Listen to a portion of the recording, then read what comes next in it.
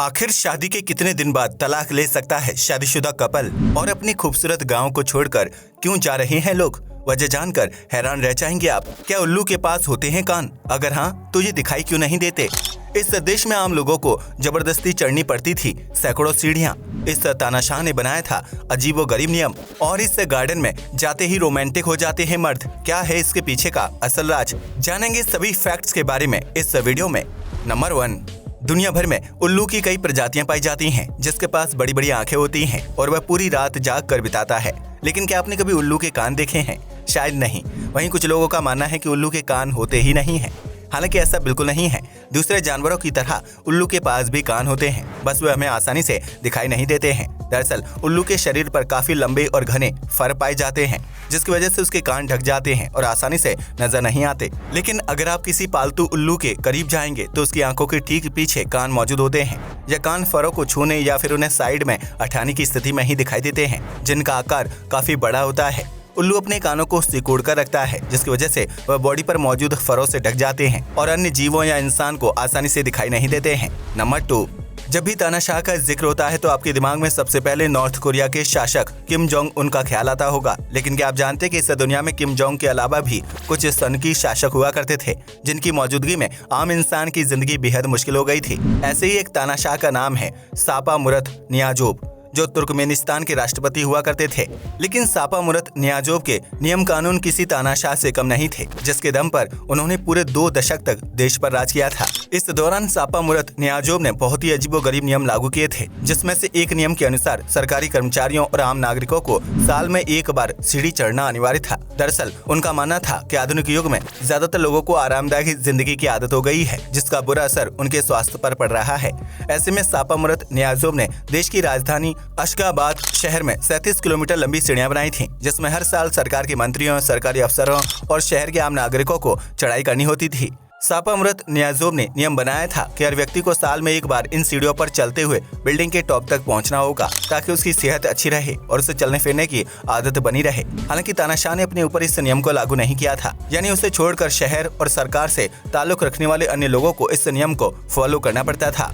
Number 3, इस बात में कोई शक नहीं है कि बाहर घूमने फिरने से इंसान के शारीरिक और मानसिक स्वास्थ्य पर अच्छा असर पड़ता है, जिसकी वजह से बीते कुछ सालों में पर्यटकों की संख्या में इजाफा होता जा रहा है। लेकिन यह पर्यटक पहाड़ी इलाकों या फिर खूबसूरत स्थानों पर रहने वाले स्थानीय लोगों के लिए मुश्किलें खड़ी कर देते हैं, जिसकी वजह से यूनाइटेड किंगडम के एक गाँव में स्थानीय लोग अपना घर छोड़ने पर मजबूर हो चुके हैं। इस गाँव का नाम कैसल कू है, जिसकी प्राकृतिक सुंदरता देखते ही बनती है और इस गांव में कई फिल्मों की शूटिंग भी हो चुकी है। ऐसे में यहाँ घूमने आने वाले पर्यटकों की संख्या में दिन ब दिन इजाफा होता जा रहा है। गांव वालों की शिकायत है कि पर्यटक पूरा दिन फोन और ड्रोन की मदद से शूटिंग करते रहते हैं, ताकि सोशल मीडिया पर वीडियो और तस्वीरें पोस्ट कर सके। इसकी वजह से गाँव में रहने वाले लोगों की प्राइवेसी खत्म हो गई है, क्योंकि उन्हें लगता है कि कोई भी ड्रोन या कैमरा उन्हें आसानी से कैप्चर कर सकता है। ऐसे में स्थानीय लोग गांव छोड़कर दूसरी जगहों पर शिफ्ट हो रहे हैं, जबकि अपने घरों को बिकाऊ घोषित कर चुके हैं।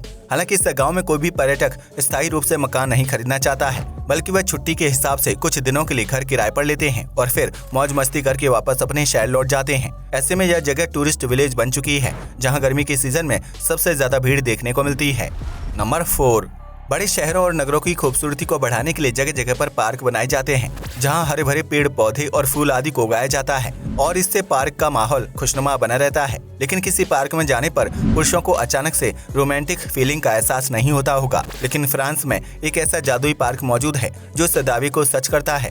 दरअसल फ्रांस में रहने वाली सोफी क्विंटल नामक महिला ने एक खास तरह का गार्डन तैयार किया है, जिसे उन्होंने एफ्रोडाइट नाम दिया है। इस गार्डन में विभिन्न प्रजाति के खुशबूदार और मनमोहक फूलों को उगाया गया है, जिनके संपर्क में आते ही पुरुष रोमांटिक हो जाते हैं।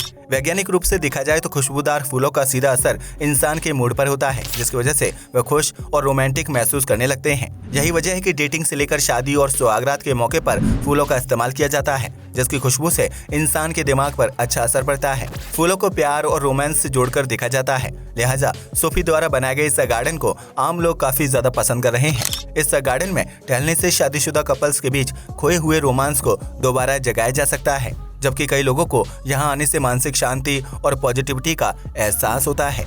नंबर 5, भारत में हिंदू धर्म में इंसान की मृत्यु के बाद उसकी बॉडी को आग के हवाले करके खत्म कर दिया जाता है, जिससे मृतक की आत्मा को मोक्ष की प्राप्ति होती है। ऐसे में मृतक की डेड बॉडी को पूरी तरह से जलने में 6 से 7 घंटे का समय लगता है, जिसे कम करने के लिए कई स्थानों पर इलेक्ट्रिक मशीन के जरिए 1 से 2 घंटे के अंदर अंतिम संस्कार की प्रक्रिया को पूरा कर लिया जाता है। वहीं अब यूके वैज्ञानिकों ने एक ऐसी तकनीकी को ईजाद किया है जिसमें डेड बॉडी को बिना आग के ही नष्ट किया जा सकता है। इसके लिए वैज्ञानिकों ने एक खास प्रकार की थैली तैयार की है जिसके अंदर मृतक की डेड बॉडी को डाला जाता है। इसके बाद उस थैली को बंद करके एक मशीन के अंदर डाल दिया जाता है जो 3 से 4 घंटे के अंदर बॉडी को गला देती है और थैली में सिर्फ हड्डियां व राख ही बचती है। दरअसल इस मशीन के अंदर गर्म खौलता हुआ पानी होता है जो थैली के कांटेक्ट में आने के बाद उसके अंदर मौजूद डेड बॉडी को डिकम्पोज करना शुरू कर देता है। इस मेथड में डेड बॉडी को जलाने के लिए आग की जरूरत नहीं पड़ती है, जबकि परिजनों को अंतिम संस्कार के बाद राख के रूप में अस्थियां सौंप दी जाती हैं। हालांकि भारत में अभी तक अंतिम संस्कार की इस प्रक्रिया को नहीं अपनाया जाता है, लेकिन अफ्रीका, कनाडा और अमेरिका में रहने वाले कई भारतीय लोग अंतिम संस्कार के लिए इस तरीके को अपनाते हैं। नंबर 6, हमारे देश में करेंसी के रूप में नोटों के अलावा सिक्कों का इस्तेमाल किया जाता है, जिसमें 1, 2, 5, 10 और 20 रुपए का सिक्का शामिल है। ऐसे में आपने नोटिस किया होगा कि 10 रुपए के सिक्के के बीच का हिस्सा सिल्वर कलर का होता है, जबकि उसके साइड्स में गोल्डन पट्टी बनी होती है। लेकिन क्या आप जानते हैं कि 10 रुपए के सिक्के की उस भारी पट्टी को किस मटेरियल से तैयार किया जाता है? अगर नहीं तो आज जान लीजिए। 10 रुपए के सिक्के का आकार 27 मिलीमीटर होता है, जबकि इसका वजन 7.17 ग्राम के आसपास होता है। इस सिक्के के बाहरी पीले हिस्से का वजन 4.45 ग्राम होता है, जिसे मुख्य रूप से एल्यूमिनियम ब्रॉन्ज से बनाया जाता है। इस ब्रॉन्ज में कॉपर और निकल जैसे विभिन्न प्रकार के मटेरियल मिक्स होते हैं, जिसकी वजह से 10 रुपए के सिक्के को यह खास पीला रंग मिलता है। यह रंग न सिर्फ 10 रुपए के सिक्के को अलग रूप प्रदान करता है, बल्कि इसकी वजह से सिक्के का वजन भी बढ़ जाता है और वह देखने में भी आकर्षक लगता है। नंबर 7, शादी एक बहुत ही खूबसूरत बंधन होता है जिसके जरिए दो लोग हमेशा एक दूसरे के साथ रहने की कसम खाते हैं। हालांकि कई बार पारिवारिक क्लेश या फिर आपसी मतभेद की वजह से शादीशुदा जोड़ों के बीच दूरी आने लगती है और वह तलाक लेने का फैसला कर लेते हैं। लेकिन क्या आप जानते हैं कि शादी के कितने दिन बाद शादीशुदा कपल तलाक के लिए आवेदन कर सकते हैं? अगर नहीं तो हम आपको बता दें कि कपल शादी के सिर्फ 1 हफ्ते बाद ही तलाक के लिए आवेदन कर सकते हैं। हालांकि तलाक के लिए आवेदन करने के बाद कोर्ट की तरफ से शादीशुदा कपल को 6 महीने तक साथ रहने या फिर आपसी मतभेद को सुलझाने का समय दिया जाता है ताकि वह अपना फैसला बदल सकें। लेकिन अगर 6 महीने के बाद भी कपल अलग होना चाहता है तो कानूनी प्रक्रिया के जरिए उनके तलाक को मंजूरी दे दी जाती है। ऐसे में कानूनी प्रक्रिया के जरिए तलाक लेने में 6 महीने से 1 साल तक का वक्त लग जाता है, जिसके बाद पुरुष को महिला को गुजारा भत्ता देना पड़ता है। नंबर 8, छोटे बच्चों से लेकर युवाओं के बीच चॉकलेट काफी ज्यादा पॉपुलर होती है, जिसके बाजार में कई अलग अलग फ्लेवर्स मौजूद हैं। लेकिन क्या आप जानते हैं कि दुनिया में किस देश के लोग सबसे ज्यादा चॉकलेट खाना पसंद करते हैं? अगर नहीं तो हम आपको बता दें कि इस मामले में स्विट्जरलैंड सबसे ऊपरी पायदान पर मौजूद है।